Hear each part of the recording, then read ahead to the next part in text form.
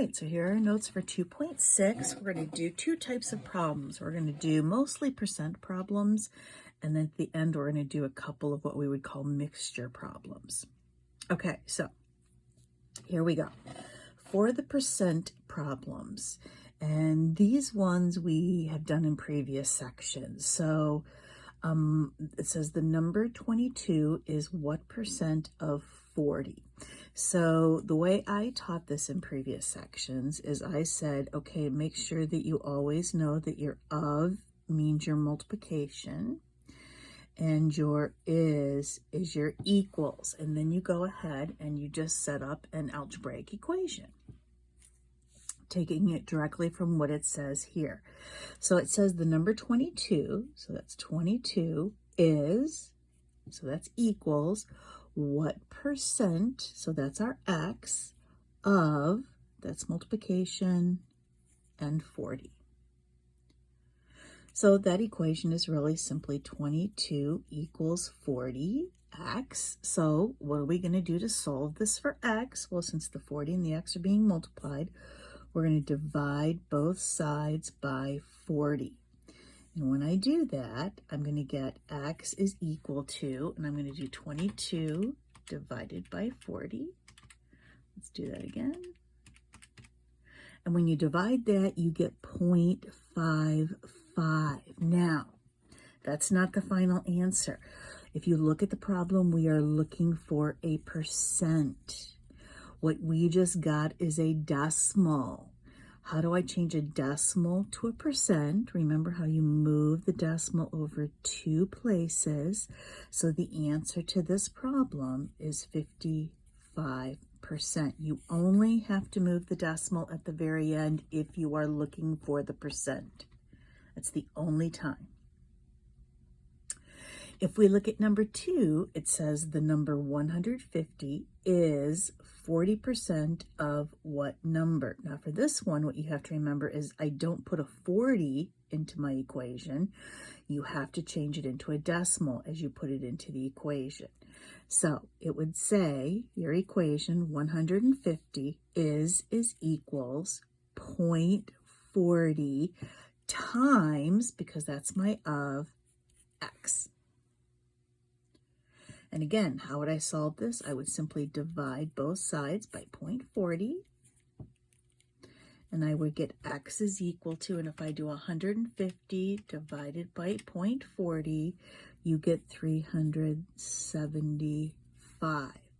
So the number 150 is 40% of 375. So now here are just some things that you should always remember. If you're looking to find a discount, it's the percent times the original price. That's how you find how much an item is off, or the discount. Then once you have the discount, you can find the new price by taking the original price and subtracting the discount. To find a markup, if something's being marked up, you could take the original price multiplied by the percent, and then to find the actual price, because it's a markup, you would take that original price and you would add the markup. So for discount, you subtract what you get when you multiply by the percent. For markup, you would add what you get when you multiply by the original percent. And by the way, as I'm saying multiplying by the percent, don't forget you have to change that percent to a decimal before you multiply. All right, so here we go. Most of us are pretty good at these types of percent problems because a lot of it is just logic. So for number 3, it says a surfboard originally purchased for $400 was sold on eBay at a discount of 40% of the original price. What were the discount and the original price? So to find the discount, I'm going to take the original price and multiply it by the percent, which would be 0.4. So this is how much money they're getting off, or the discount. So that would be 400 times 0.4. So that's $160.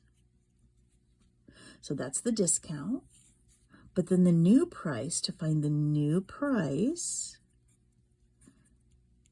now I have to go and I have to take the original price, which was $400, and subtract that discount of $160. So the new price is going to be, I believe, $240.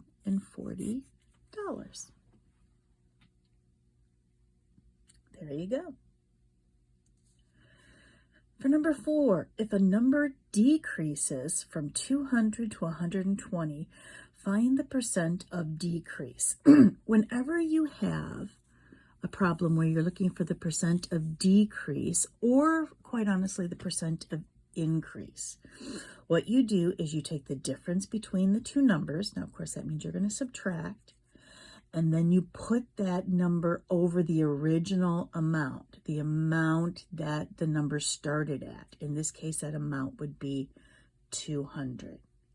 So what I'm going to do is I'm going to take 200.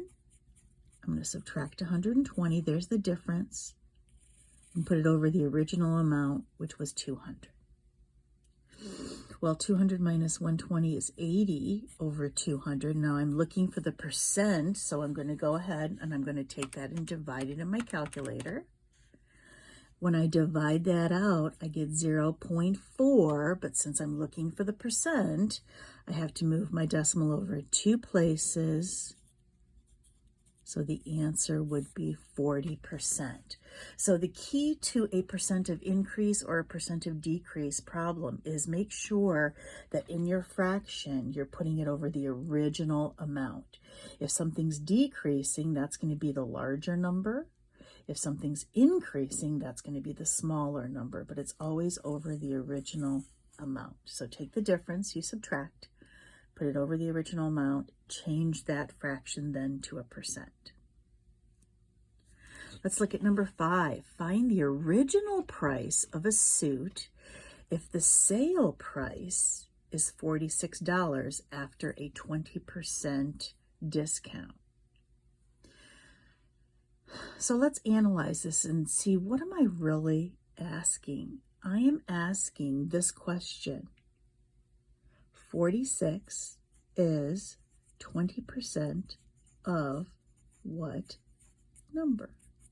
Does that make sense to you that that's the question I'm asking?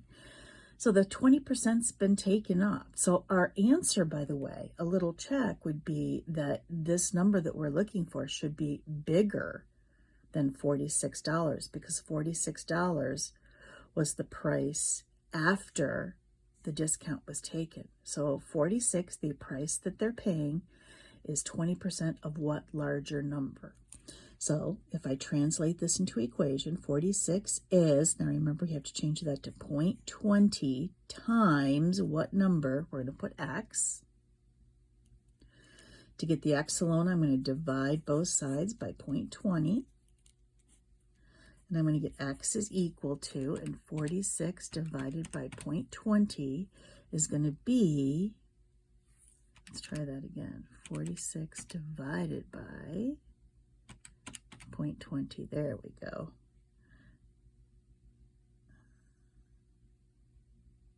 Let's try that again. I'm getting a weird answer. 46 divided by,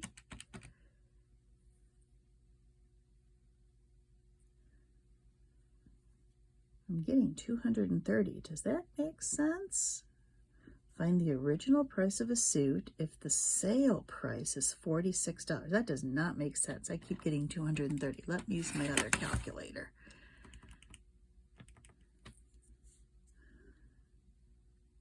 Find the original price of a suit if the sale price is $46 after a 20. Oh, I see my problem. Duh, did everybody else see it? Find the original price of a suit if the sale price, is $46 after a 20% discount. We have a problem in our original statement here. We want to know 46 is, this should be 80%. See, instructors make mistakes too. 80% of what number? Because the price that they're paying isn't 20% of it. See how our answer didn't make sense? So that's why I was kind of, the price that we're paying is actually 80% after the 20% discount. So let's go back. This would be 0.80, and this would be 0.80, and I'll bet you that this answer is going to make a little bit more sense. So let's take 46 divided by 0.80, and I get 57.5. Does that answer make a little bit more sense? So this is saying that the original price was $57.50, and after the 20% discount, this person paid $46. That makes much more sense than $230. So again, remember, way back, I said, how do you check a story problem? See if the answer makes sense. And just like we experienced here, if it doesn't make sense, then go back and fix it and figure out what you've done wrong. Okay, so those are our percent problems. These two are our mixture problems. And what I'm going to do for our two mixture problems, and quite honestly, I'm going to do it for our problems in the next section too, is I'm going to make a big old chart. Making a chart helps you organize your information. I know that is a huge chart, isn't it? Okay, so here's how you're going to set up the chart. And this is the type of chart that you will use for all mixture problems. So if we look down here, let's talk about the two things that we're talking about. Well, let's read the problem. How much 20% dye solution and 50% dye solution should be mixed to obtain 6 liters of a 40% solution? So does everybody see what's happening? You're taking two solutions and you're mixing them. That's why it's called a mixture problem.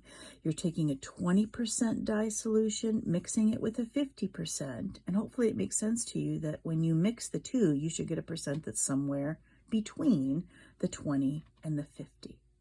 So we're mixing a 20% solution with a 50% solution, and we're getting a mixture of a 40% solution. So that's kind of what's happening. So that's how we're going to label that first column. So this next column here is going to stand for the number of, and in this case, we are mixing liters. So it's going to be the number of liters. So let's figure out what we're going to put in these columns.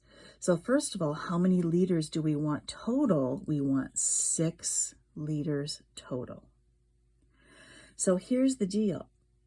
We know that we want a certain number of liters of 20% and a certain number of liters of 50%, but we don't know how much of each. Is it 4 and 2?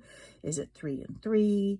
Is it 5 and 1? We don't know. Remember a couple of sections ago, we talked about the fact that if you know the total, but you don't know how it's split up, you call the first part X, because something always has to be X, and you call what's left over that total minus X. And I said that we were going to be using that again.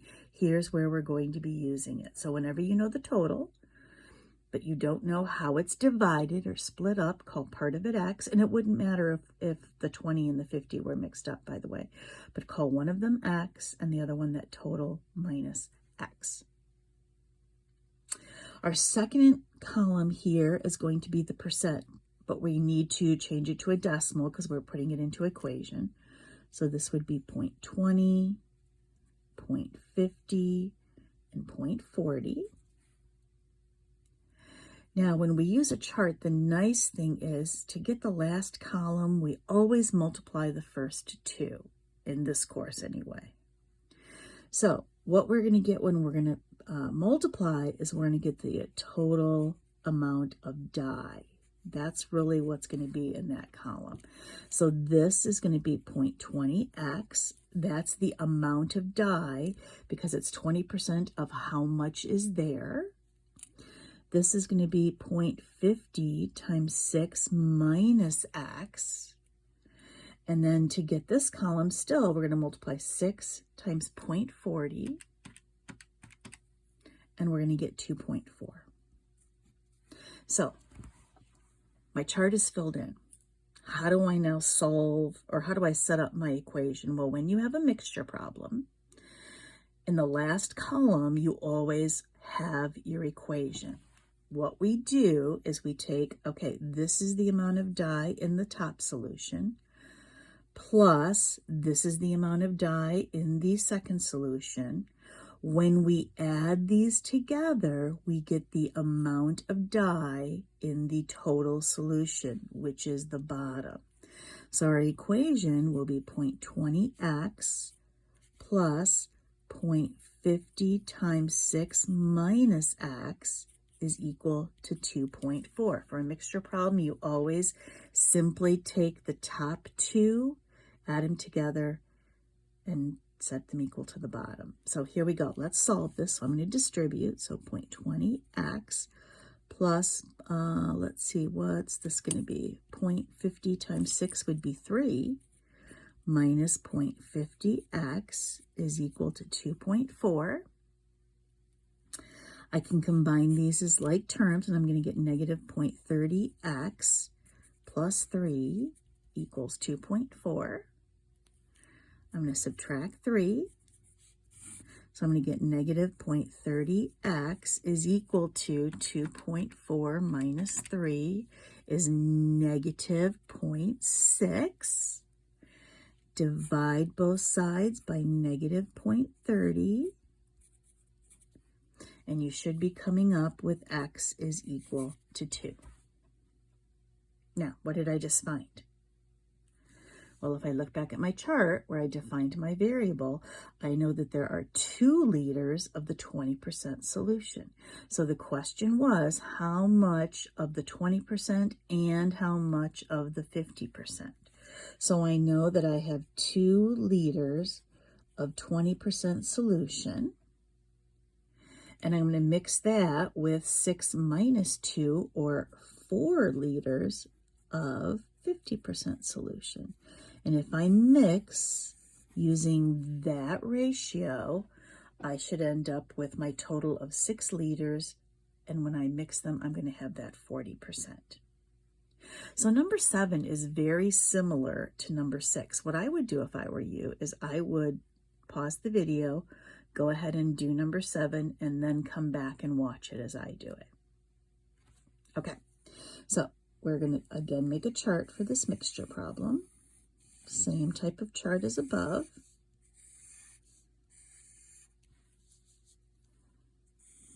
And the way we handle it's going to be very similar to what we did above. So Jackson was responsible for refilling the eye wash stations in the chemistry lab. He needs 6 liters of 3% strength eye wash to refill the dispensers. The supply room, of course, doesn't have 3%. It only has 2 and 5%. How much of each solution should he mix to produce the needed 3%? So he's mixing a 2% with a 5% to get a 3%. So the first thing we have is we have number of liters, and then we're going to have the percent, and then we're going to have the total. And again, we're going to multiply the first 2 columns to get the last column. Well, just like the previous one, he needs a total of 6 liters in the mixture. We don't know how that's split up. We're going to call the top one X, and the middle one that total minus X. Now, hopefully you were careful here, changing 2% to a decimal. That would be 0.02. 5% would be 0.05. And 3% would be 0.03. To get the total, we multiply the first 2 columns, so 0.02x, 0.05 times 6 minus x, and then 0.03 times 6 is going to be 0.18. So now again, for every mixture problem, to set up the equation, you take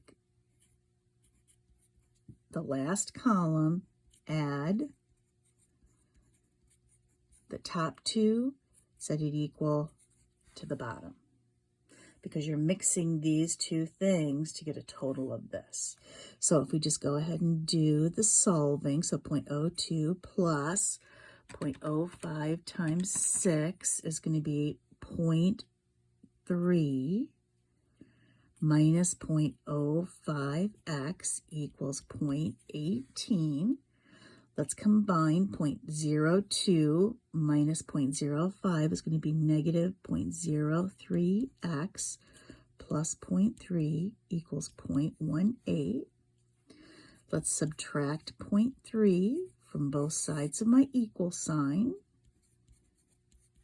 And on the end, 0.18 minus 0.3 is going to be negative 0.12. Divide both sides of my equal sign by negative 0.03. And we would get 4. So now again, what did I just find? I found this X, which means that he needs 4 liters of the 2% eyewash.